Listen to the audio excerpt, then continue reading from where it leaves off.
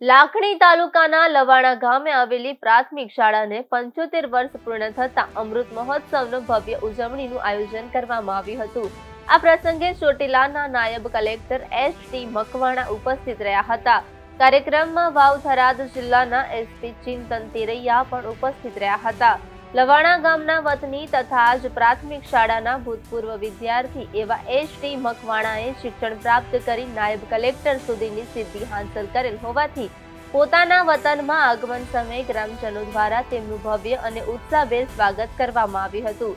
વિવિધ સરકારી વિભાગોમાં ફરજ બજાવતા 140થી વધુ સરકારી કર્મચારીઓનું સન્માન કરવામાં આવ્યું હતું।